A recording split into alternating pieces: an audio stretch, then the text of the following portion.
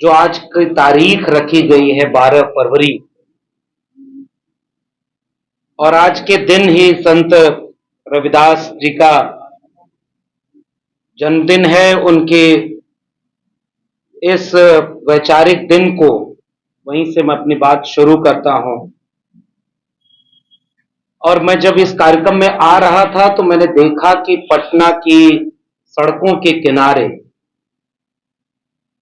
भगवा रंग के बहुत सारे बैनर और पोस्टर लगे हुए हैं, जो एक दक्षिणपंथी विचारधारा के राजनीतिक दल, उसके नेताओं और उसके बड़े बड़े लोगों की तस्वीरों के साथ बधाई दी गई है संत रविदास की। और मैं उनका कुछ दोहा जो बहुत प्रसिद्ध है, मन ही पूजा मन ही धूप, मन में ही सेऊं सहज स्वरूप। रविदास जन्म के कारणे होत न को नीच, नर को नीच कर डारी है ओछे कर्म की कीच। जन्म जात मत पूछिए का जात और पात, रविदास पूछ सब प्रभु के कोई न जात को जात। ऐसा चाहूं राज में जहां मिले सबन को अन्न, छोट बड़ो सब सम बसे रविदास रहे प्रसन्न। इन तमाम दोहों और विचारों के साथ जब रविदास को याद करते हैं तो ये हम पाते हैं कि उसका मेल उस खेमे के लोगों से हो ही नहीं सकता जो जाति के नाम पर थोड़ी सी आबादी के वर्चस्व को कायम रखना चाहते हैं, जो चाहे हिंदू राष्ट्र की बात करें चाहे मनुस्मृति की बात करें, उनके मूल विचार में ही जातिगत श्रेष्ठता बोध है और सामाजिक न्याय के विचार के खिलाफ हैं। वो लोग 2025 के भारत में संत रविदास की भी जयंती की बधाई दे रहे हैं, खुलेआम सार्वजनिक तौर पर। 6 दिसंबर और 14 अप्रैल को बाबा साहब अंबेडकर की मूर्तियों पर माला पहना रहे हैं। संविधान बदलने के नारे को लेकर चुनाव में जा रहे हैं और चुनाव जीते या न जीते सत्ता जीत ले रहे हैं। ऐसे वक्त में चुनाव जीतने के बाद संविधान पर माथा झुका रहे हैं। ऐसे वक्त में इस देश की सबसे बड़ी चुनौती यह हो गई है कि ये जो विचारधाराओं का गड्ढमड्ढ किया जा रहा है, वो इसीलिए कि जो विचारधाराओं का संघर्ष है उसे धुंधला कर दिया जाए। जब मौका मिले जाति के नाम पर, जब मौका मिले क्षेत्र के नाम पर, उस वर्चस्वशाली विचार को विजेता घोषित करके वापस उस दौर में इस मुल्क को ले जाया जाए जहां मुट्ठी भर लोगों के हाथ में पूरी ताकत हो, सत्ता हो, संसाधन हो और बाकी लोग उस ताकत को बरकरार रखने के जरिया मात्र बन जाएं। इस पूरे स्वप्न और इस पूरे विचार के खिलाफ देश में जहां कहीं भी आवाज उठ रही है, हम उसके साथ खड़े होना चाहते हैं और इसलिए हम बदलो बिहार संवाद के साथ इस मंच पर खड़े हैं।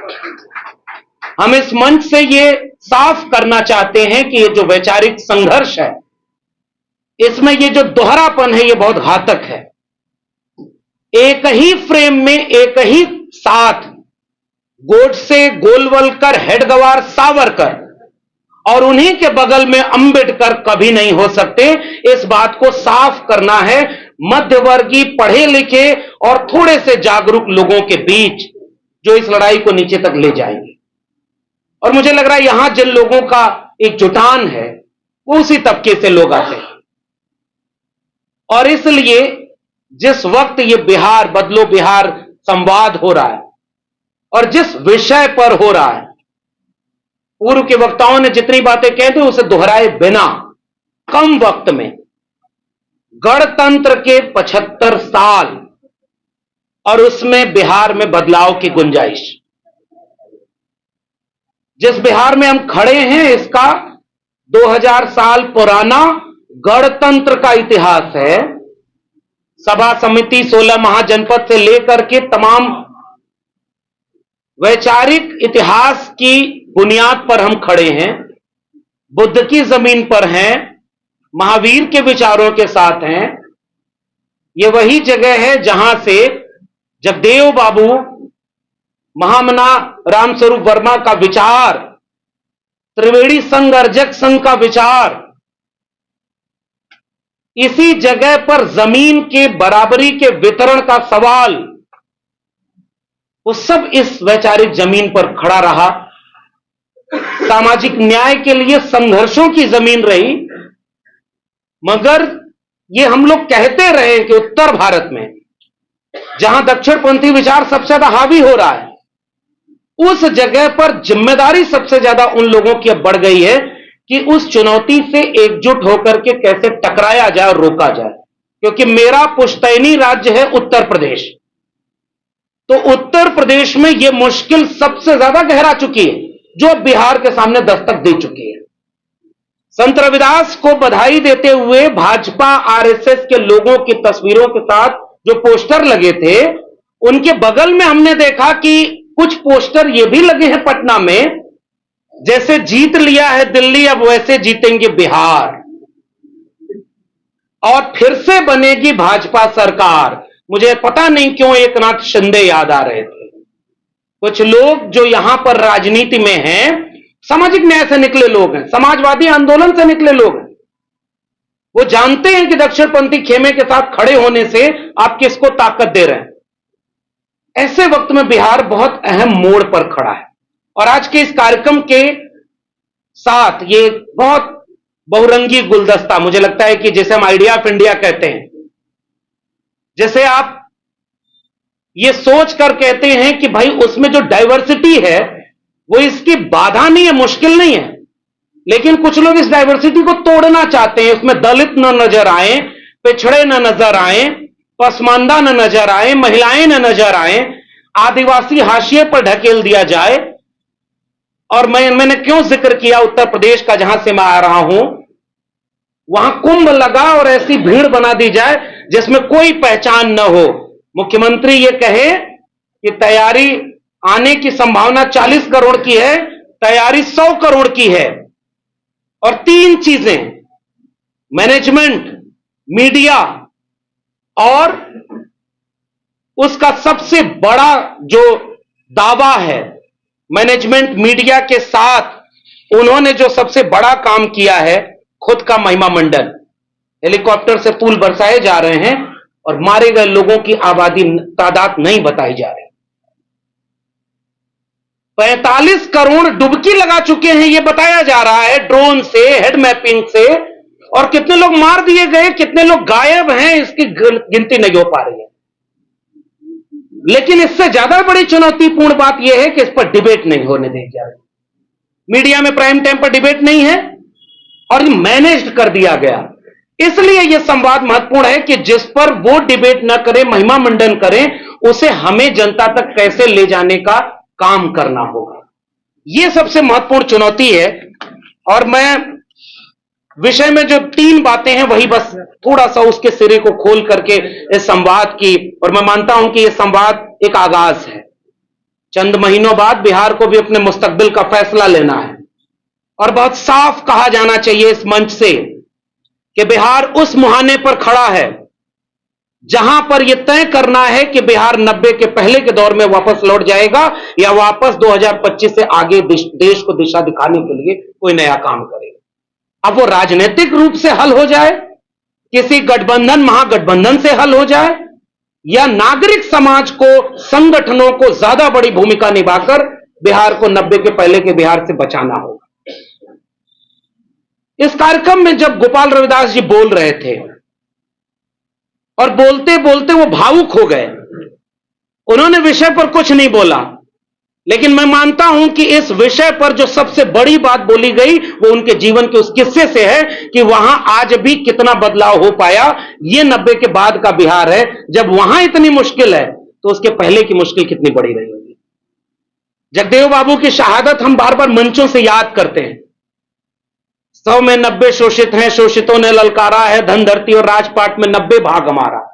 धन धरती और राजपाट, इन तीनों में 90 भाग जिस आबादी का है उसका 10 भाग भी नहीं है। यानी वो जो कुर्बानियां दी गई वो क्या जाया हो गई? इस बिहार की जमीन पर जितने जमीन के आंदोलन हुए, कम्युनिस्ट पार्टियों ने जो आंदोलन किए, जो सामाजिक न्याय के लोगों ने आंदोलन किए, आज जब बिहार यहां पर खड़ा है तो ऐसा लग रहा है कि वो आप बचा पाएंगे कि नहीं, मुश्किल यहां खड़ी हो गई है। और वो सारी मुश्किल इस बात के लिए कि जरूरी सवालों पर डिबेट ही ना हो। इस पूरी बातचीत में जो महत्वपूर्ण बात है, क्या ऐसा तो नहीं कि कल संसद में संविधान पर चर्चा हुई? भारतीय जनता पार्टी के नेताओं को चिंता है कि संविधान जब पास हुआ, जिस पर सबके दस्तखत हैं, उस पर 22 चित्र बने हुए हैं। उन चित्रों के साथ संविधान होना चाहिए जिसमें भगवान राम भी हैं, कृष्ण भी हैं। देश की जनता को पता ही नहीं है कि उन 22 चित्रों में टीपू सुल्तान भी हैं, अकबर भी हैं, गंगा भी है। हम तो चाहते हैं कि पढ़े लिखे लोगों को गांव तक ये सूचनाएं और तथ्य पहुंचा दिए जाएं। तो ये हिंदू मुसलमान की बाइनरी से जो बीजेपी खड़ा करना चाहती है आपके सामने सबसे बड़ा संकट, इसे आप रोक पाएंगे? क्योंकि ये बात लोगों को पता ही नहीं है। आप बताइए, शांति निकेतन की वो पूरी टीम, लेकिन उसे पता है कि जब संसद में खड़े होकर पूछा गया कि कुंभ में आप फ्लॉप हो गए, आप धर्म का व्यवसाय बनाते हो केवल पॉलिटिकल माइलेज लेने के लिए, तो बीजेपी का एक सांसद खड़ा होकर कहता है कि आप धर्म विरोधी हो। सीधे उसने पूरी पार्टी को कह दिया कि यह धर्म विरोधियों की पार्टी है। और इसी बिहार के पूर्णिया के आसपास का एक सांसद कहता है कि हमारे यहां रहना है तो हिंदू बन के रहना हो। और यहां जितने तरह के अन्याय अत्याचार है उस पर डिबेट नहीं हो रही है। मेरा मानना यह है, 75 साल के गणतंत्र ने जितना हासिल किया था, इसमें बदलाव, आज के संवाद का जो विषय है वो बदलाव केवल यह है, मेरे मुताबिक 2 काम आज हम कर सकते हैं। गणतंत्र का मतलब क्या है? उसे इस तंत्र की बजाय गण तक पहुंचा दिया जाए। खटिया पहले भी थी, बैठने का अधिकार सबको नहीं था। बाबा साहब के संविधान के बाद जो हासिल किया इस गणतंत्र ने, नई पीढ़ी के नौजवानों को शायद वो बरगला दिया गया। क्योंकि पहले के वक्ताओं ने वो सारी बातें कह दी हैं कि शिक्षा कैसे बर्बाद की गई, रोजगार कैसे खत्म किया गया। जब शिक्षा और रोजगार खत्म कर दिया गया है तो बरगलाना आसान हो गया है। इसलिए अभी संदीप सौरभ जी जब संचालन कर रहे थे तो उन्होंने एक वाकये का जिक्र किया। 2017 में आरएसएस ने दिल्ली में सफाई अभियान के समय विश्वविद्यालयों की भी सफाई की बात की थी। और उस सफाई अभियान में, उस पूरे अभियान का शिकार मैं भी हुआ। क्योंकि वो जब सफाई कर रहे थे तो वो ये देख रहे थे कि आरएसएस के लोग कैसे कुलपति बने, प्रोफेसर बने, वाइस चांसलर बने और प्रिंसिपल बने। इससे ज्यादा गंभीरता से वो ये देख रहे थे कि उनके विरोधी विचार के लोग, संविधान को मानने वाले लोग कहीं प्रोफेसर न बन जाएं, वरना सारी लड़ाई तो कलम और किताब की है। वो अपने विचार से आपके सामने मुश्किल पैदा कर देंगे। इसलिए मेरा मानना यह है कि जहां शिक्षा नहीं पहुंची है वहां, अगर हम यह बताने जाएं कि 2025 के बजट में पिछले 10 साल में शिक्षा का बजट आधा कर दिया गया। 2014 में इस देश का शिक्षा का बजट 5.3% जीडीपी का कुल था। आज की तारीख में वो 2.26% के आसपास हो गया और पूरी तरह से शिक्षा व्यवस्था बर्बाद कर दी गई। रोजगार का आलम यह है कि पूरे, अब यहां तो आंदोलन चल रहा है, लाठी चल रही है। मेरे उत्तर प्रदेश में देश का सबसे अच्छा उदाहरण मिल जाएगा। कांवड़ लेके जाइए, हेलीकॉप्टर फूल बरसाएगा। 69,000 शिक्षक भर्ती में दलित पिछड़े अपनी नौकरी मांग रहे हैं, पुलिस लाठी बरसाती है। तो वो लाठी जो बरस रही है और फूल जो बरस रहा है, इसी के बीच अगर हम अपने आम लोगों को यह समझा पाए कि उनके बच्चों को लाठी चाहिए या फूल बरसाने का हेलीकॉप्टर, मुझे लग रहा है आधी बदलाव की लड़ाई को हम लड़ लेंगे। क्योंकि उन्हें नहीं पता, जहां शिक्षा नहीं पहुंची उसे शिक्षा बजट से नहीं मतलब, स्वास्थ्य बजट से नहीं मतलब। लगा होगा एक जमाने में समाजवादियों और अंबेडकरवादियों का नारा, रोटी कपड़ा सस्ती हो, दवा पढ़ाई मुफ्ती हो, सबको शिक्षा सबको काम, वरना होगी नींद हराम। शिक्षा पर जो खर्चा हो बजट का 10वां हिस्सा हो, सबको शिक्षा दे न सके जो वो सरकार निकम्मी है, और जो सरकार निकम्मी है वो सरकार बदलनी है। इन नारों के संघर्षों के साथ बिहार के गणतंत्र ने 75 साल में जो हासिल किया था वो वापस छीन लिया गया है। मेरा मानना यह है, बिजनेस व्यापार में हम कहीं नहीं हैं और शिक्षा में कहीं नहीं है, और पूरे बिहार को वापस उस तरफ ढकेल दिया गया है जहां से वो 90 के पहले का बिहार दस्तक दे रहा। लेकिन एक बदलाव है। सारथी कौन बना है इस पूंजी और जाति का गठजोड़, वर्चस्वशाली तबके का, पूंजी का गठजोड़ उसी वर्चस्व के साथ, पुरुषों का गठजोड़, हिंदू का गठजोड़। लेकिन सारथी कौन बन रहा है, इसका उदाहरण बिहार ने। मैं बिहार से क्यों यह उदाहरण दे रहा हूं, वो जो ताकतें इस बिहार को 90 से पहले ले जाना चाहती हैं, उन्होंने अगुवाई दलितों पिछड़ों को सौंप रखी है इसी बिहार में। सबसे महत्वपूर्ण हमारे यहां उत्तर प्रदेश में तो मुख्यमंत्री वो ऐसा आ गया है जिसको सामने से आप देखकर पहचान सकते हैं, जो ये कहता है कि मैं योगी हूं, उसके बाद भी मेरी जाति क्षत्रिय है और मुझे नाज है इस जाति पर क्योंकि इसमें भगवान भी पैदा होते हैं। ये इंटरव्यू में उन्होंने बोला है। लेकिन बिहार में अगुवाई कौन कर रहा है हर तरफ से, वो झंडा बरदारी पिछड़े और दलितों को, जंगल की लकड़ियों को समझाया जा रहा है कि कुल्हाड़ी का साथ दो क्योंकि इस कुल्हाड़ी में लकड़ी जो है तुम्हारी जाति की तो है। ये बिहार मुश्किल में है और इसलिए मैं इस मंच का इस्तेमाल केवल एक बात कहने में कर रहा हूं। पूर्व के वक्ताओं ने, चाहे नवीन जी ने, रतन जी ने और हमारे तमाम साथियों ने जो बात कही है, संकट गहराया यह है कि हमने अपने मित्रों का एक बड़ा खेमा नहीं तैयार किया। हम चाहते हैं कि बिहार गणतंत्र के 75 साल में कहां चुनौती में फंसा है, इसको एक वैचारिक एका की तरह जोड़ करके देखा जाए। और बदलाव की चुनौती क्या है? न्यूनतम सहमति पर अधिकतम एकता। इस बात की एकता कि पढ़ाई, कमाई, दवाई, सिंचाई, महंगाई के सवाल पर, शिक्षा के सवाल पर किया तो था जाति जनगणना, यहां की महागठबंधन सरकार ने आंकड़े भी सार्वजनिक कर दिए। हमें उम्मीद थी कि जाति जनगणना के सवाल पर देश में एक आंदोलन पैदा होगा और हम ये देख रहे हैं कि बिहार, जिसने आजादी के बाद पहली बार जाति जनगणना कराई और जिसने एक उम्मीद पैदा की थी कि दलितों, पिछड़ों, आदिवासियों, पसमानदाओं, महिलाओं के, गरीबों के, कमजोरों के, मजदूरों के, किसानों के सवाल पर एक नया आंकड़ा आया है, एक नई डिबेट खड़ी होगी, आंदोलन खड़ा होगा। लेकिन अधिकांश लोग कुंभ नहाने चले गए, इसलिए यहां का मामला ठंडा पड़ गया। इस मुश्किल से लड़ने के लिए मैं ये मानता हूं कि यह संवाद एक आगाज होना चाहिए, श्रृंखला चले कि आखिर वो आंकड़ों के साथ क्या हम अपने लोगों को समझा नहीं पाए कि जाति जनगणना से लाभ क्या होने वाला है, और वो समझा गए कि डुबकी से लाभ क्या होने वाला है। इसी संत आंदोलन ने, आज रविदास का दिन है, मैं कंक्लूड कर रहा हूं यहीं पर, मन चंगा तो कठौती में गंगा, मोको कहां ढूंढे रे बंदे, मैं तो तेरे पास में, ना मैं मंदिर, ना मैं मस्जिद, ना काबे कैलाश में, खोजी हो तो तुरते मिलियो पल भर की तलाश में, कहे कबीर सुनो भाई साधो, मैं तो हूं विश्वास में। सारा विमर्श खत्म। अब एक विमर्श होगा जो आरएसएस और नागपुर आपको समझाएगा कि हिंदू होने का मतलब क्या है। तो यह सांस्कृतिक लड़ाई सामाजिक, आर्थिक, राजनीतिक तीनों मोर्चों पर लड़ी जानी है और इसी से गणतंत्र के 75 साल में जो हासिल हुआ था उसे बचाया जा सकता है। मैं आखिर में अपनी बात खत्म करते हुए एक कविता जो हम लोगों की बहुत प्रिय है, वो डरते हैं किस चीज से डरते हैं, वो डरते हैं किस चीज से डरते हैं, तमाम धन दौलत, गोला बारूद, पुलिस फौज के बावजूद वो डरते हैं कि एक दिन निहत्थे और गरीब लोग डरना बंद कर देंगे।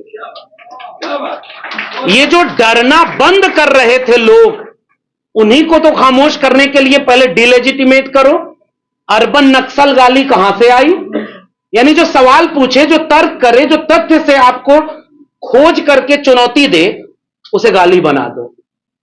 और बाकी बातें मेरे पूर्व के साथियों ने कह दी है, इसलिए मैं अभी दीपांकर जी को हम लोग सुनेंगे भी। मेरा निवेदन यह है कि बिहार जिस मोर्चे पर खड़ा है, यह देश को दिशा दिखाएगा, क्योंकि आपके पहले हरियाणा में जो हुआ, मैं इशारे में ही यह कंक्लूड करना चाह रहा हूं, जो महाराष्ट्र में हुआ, जो दिल्ली में हुआ। दिल्ली में तो फिर भी अलग माहौल था, बाकी दो जगह तो उन्हीं के लोग कह रहे थे कि नहीं आ पाएंगे, और आज वो सत्ता में बैठे हैं। आप लाख कहते रह गए। महाराष्ट्र में इलेक्शन कमीशन से क्वेश्चन पूछा गया है कि जितनी पॉपुलेशन है महाराष्ट्र की, उससे ज्यादा वोटर हो गए। कैसे? 5 साल में जितने वोटर जोड़े नहीं गए, उतना 5 महीने में जोड़ दिए गए। कैसे? ईवीएम पर उत्तर प्रदेश में मिल्कीपुर का एक चुनाव हुआ, कुंदरकी का एक चुनाव हुआ, और उन चुनावों में जहां आबादी आरएसएस और बीजेपी के खिलाफ वालों की 70% है, आज वहां बीजेपी का आदमी जीता हुआ है। पिस्टल टान करके पुलिस वाला वोटर के सामने खड़ा हो गया था। उत्तर प्रदेश आपको एक उदाहरण दे रहा है कि अगर बिहार को न रोका गया 25 में गणतंत्र के 75 साल से वापस ट्रैक पर जाने से, तो उत्तर प्रदेश का मॉडल पूरे देश का इंतजार कर रहा है।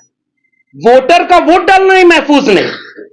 गणतंत्र ने सबसे बड़ी चीज जो हासिल की थी, अब वक्त नहीं है, नहीं तो मैं बाबा साहब का वो 25 नवंबर 1949 के भाषण की कुछ पंक्तियां पढ़ना चाहता था। जब बाबा साहब ये चिंता कर रहे थे उस दिन कि बड़ी मुश्किल से हम एक नए भारत को बनाने की दिशा में जा रहे हैं, लेकिन मेरी चिंता है कि जिस आजादी को हमने इतना कुर्बानी देकर हासिल किया, कहीं वो महफूज रह पाएगी या वापस खत्म हो जाएगी। आज 75 साल बाद चिंता इस बात की हो रही है कि संविधान महफूज रहेगा या नहीं रहेगा, वोट का अधिकार भी महफूज रहेगा या नहीं रहेगा। बदलो बिहार संवाद जो 25 में कर पाएगा, उसका उत्तर प्रदेश में 27 में असर होगा। उत्तर प्रदेश वालों ने थोड़ा तो रोका। मैं उम्मीद करता हूं कि अयोध्या हारे थे, वो 240 पर रुके, बैसाखियां 2 मिली, लेकिन उन्होंने 3-4 राज्यों में अपने चुनावी प्रक्रियाओं को धता बताते हुए, पूरी मीडिया को मैनेज करते हुए, अमेरिका से हथकड़ी बांध करके भारतीय आ रहे हैं। कोई और सरकार होती तो अब तक क्या हुआ होता, आप कल्पना करके देखें। कुंभ में दूसरी सरकार थी, रेलवे स्टेशन पर पुल गिला था, सब इस्तीफा मांग रहे थे। आज वहां पर बड़े बड़े लोग जाकर डुबकी लगा रहे हैं और कह रहे हैं 144 साल बाद। सभापति, राज्यसभा के सभापति, उपराष्ट्रपति इस देश के साफ कहते हैं कि मुझे गर्व है कि मैं आरएसएस का व्यक्ति हूं, उपराष्ट्रपति बना हूं और 144 साल बाद आया, सनातन के लिए दिल बड़ा करके रखिए। घोषणा हो चुकी है इस देश के हिंदू राष्ट्र की, बस लिबास संविधान का ओढ़े हुए हैं।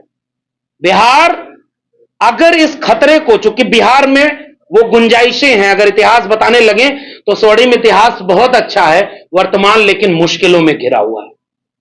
अगर ये जिम्मेदारी बदलो बिहार की गणतंत्र के 75 साल से हासिल जो हुआ उसे बचाने की हम नहीं कर पाए, तो फिर बहुत मुश्किल है कि इस कारवां को हम बचा पाएंगे। बहुत मुश्किल है। अब तो यहां पर होता यह है कि इस आगाज को करेगा कौन, इस लड़ाई को लड़ेगा कौन, न्यूनतम सहमति पर लड़ने का वक्त है। यहां जो लोग बैठे हैं उन लोगों ने वंचितों शोषितों की एका बनाई है। मुझे लग रहा है कि न्यूनतम सहमति पर एकता बना ली जाए तो ये जो 75 साल में हासिल हुआ, अगर हम इसे यहां रोक पाए, तभी वहां कर्पूरी ठाकुर एक पद कहते थे अपने भाषणों के आखिर में, बीपी मंडल, कर्पूरी ठाकुर, जहां जहां जो जो लड़ाई लड़ रहे थे, बाबू जगदेव प्रसाद कुशवाहा जो लड़ाई लड़ रहे थे, कई बार मैं पूरा बिहार घूमते हुए मुश्किल में पड़ जाता हूं। नाम आप जगदेव बाबू का लेते हो और हो उनके खेमे में खड़े जिनसे लड़ाई जगदेव बाबू की थी, उनके सारे लोग उनको वोट दे रहे। तो सबसे बड़ी मुश्किल तो विचारधारा की आ गई।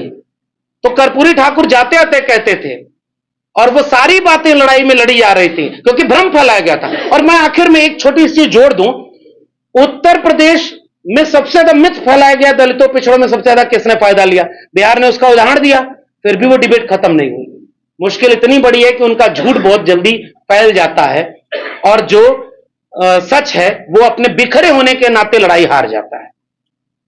कर्पूरी ठाकुर बार बार कहते थे, उठ जाग मुसाफिर भोर भई, अब रैन कहां जो सोवत है, जो सोवत है वो खोवत है, जो जागत है सो पावत है, बदलो बिहार संवाद।